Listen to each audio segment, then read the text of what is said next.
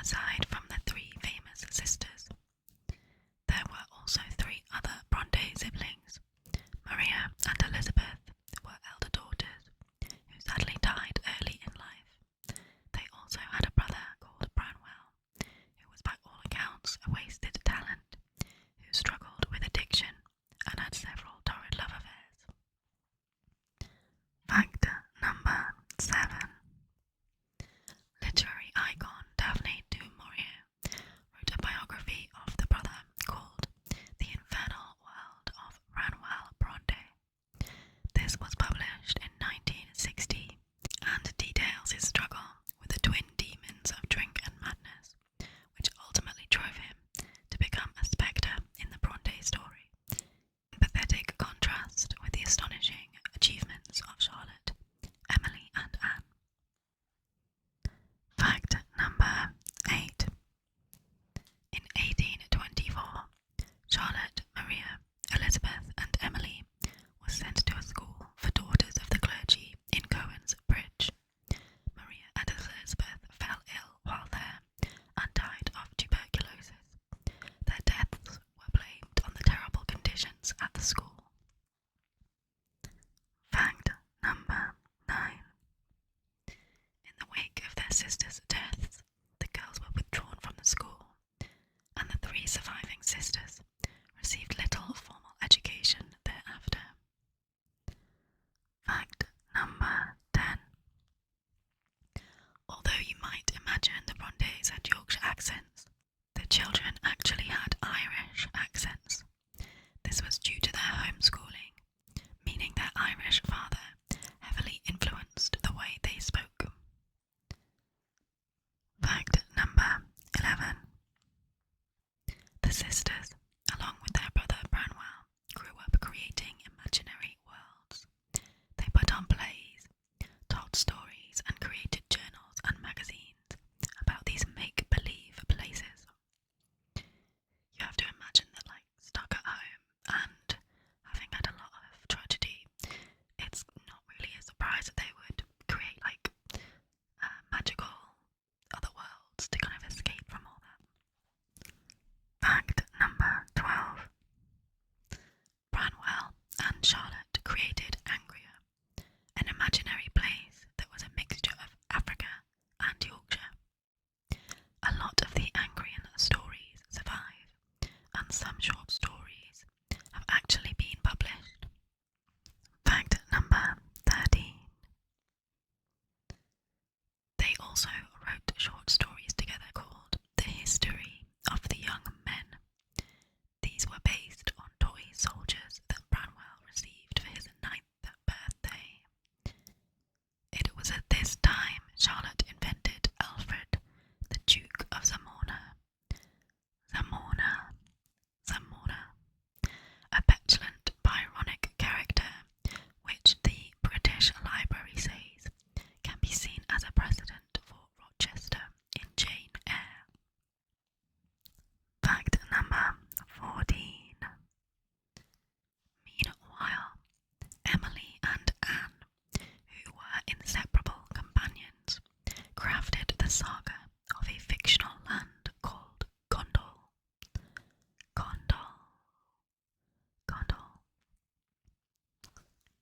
Fact number 15. Based on some surviving poetry, we know that Gondal was situated on a large island in the North Pacific, dotted with moorlands, mountains and woods. A beautiful and ruthless heroine named Augusta Geraldine Almeida ruled as queen. Fact number 16. At the age of 16, Charlotte sent some of her work to the then poet laureate Robert Southey. He replied that, whilst she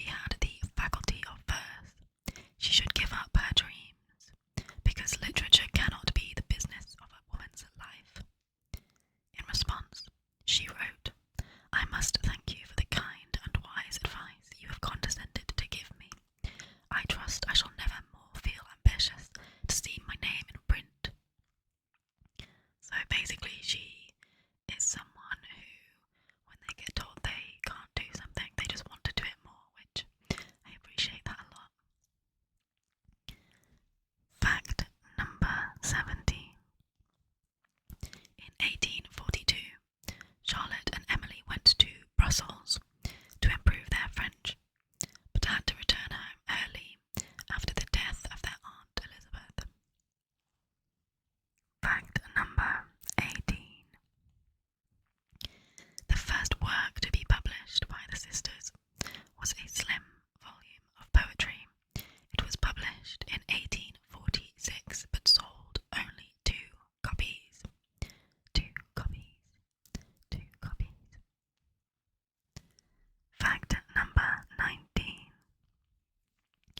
The sisters chose to publish under pseudonyms due to the prejudice against female writers at the time. They each chose a neutral sounding name with the same initial as their real names. Charlotte became Currer, Emily became Ellis, and Anne became Acton. They chose Bell as their collective surname. Fact number 20. Charlotte spent some time teaching at Roe Head School, where she had been a pupil for 1 year in her teens.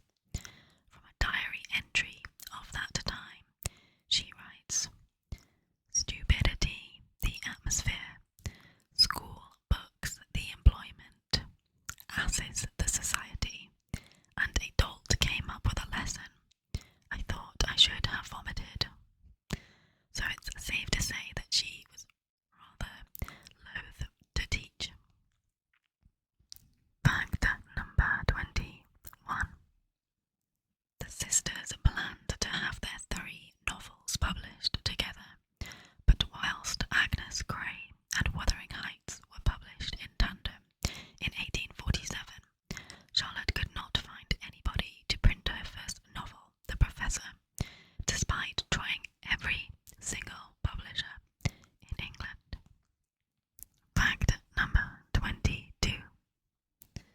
Despite its popularity today, Wuthering Heights shocked Victorian critics with its violent, passionate characters and amoral plot. One scathing review in Graham's Lady magazine wrote, "How a human being could have attempted such a book without committing suicide before he had finished a dozen chapters is a mystery. It is a compound of vulgar depravity and unnatural horrors."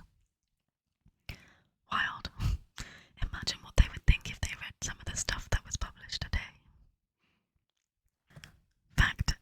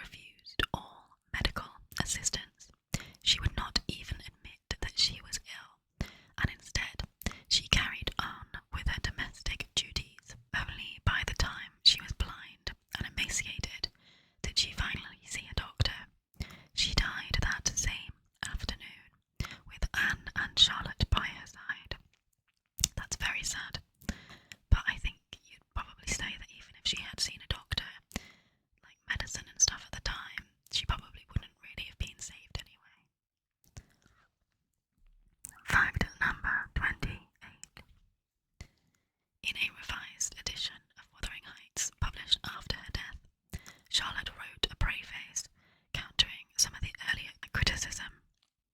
She blamed the wild nature of the novel on Emily's rural upbringing in Yorkshire, describing her as a nursling of the moors. She also suggested Emily didn't know what she was doing when she was writing, for she had a creative gift that strangely wills and works for itself. Like she was taken over by a passion for writing and kind of couldn't, tame what was coming out of her, kind of thing. Fact number 29.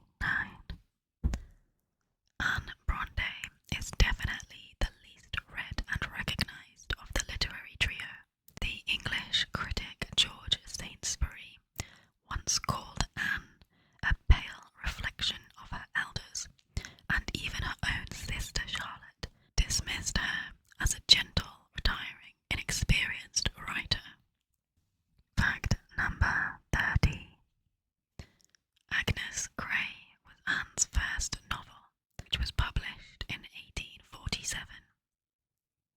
It draws on Anne's early career struggles as a governess and highlights the plight of a growing class of governesses, many of whom had little choice but to accept demanding, poorly paid posts because few other professions were considered socially acceptable for middle-class women. Fact number 31.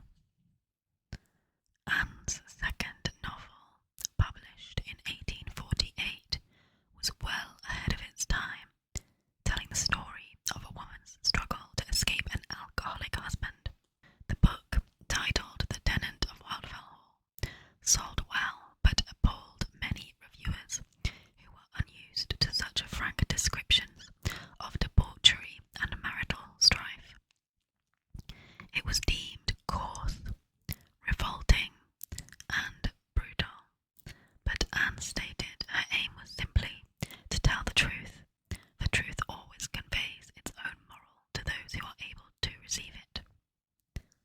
Fact number 32.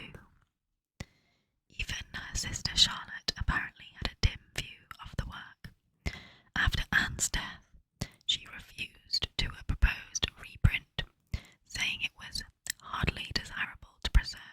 The book's choice of subject is a mistake, Charlotte argued, one that was not consistent with Anne's gentle nature. Charlotte does seem like kind of the bossier, more judgmental sister, I would say, having read a little bit about them all. Fact number 33. In contrast, critics today praise Wildfell Hall's unflinching description of vice and violence, a depiction that contrasts with her sister's more romantic portrayals of stormy male characters. Fact number 34.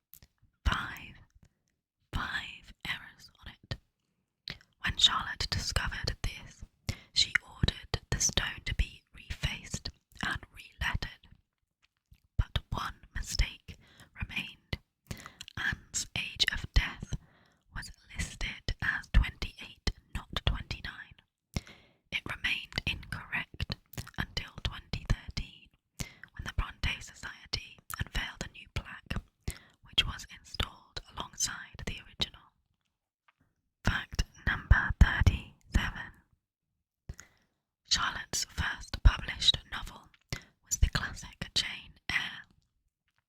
She dedicated the first edition of Jane Eyre to one of her literary heroes, William Makepeace Thackeray.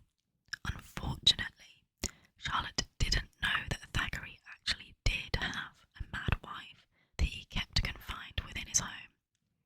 Thankfully, when they later met, Thackeray characteristically laughed this off, although Charlotte was mortified when she found out the truth. Fact number 38. Charlotte was very small in stature. Her estimated height was around 4'7", around a whole foot shorter than her sister Emily. And this is around 1.4 meters for those of you who work in metric. Fact number 39. She was very self-conscious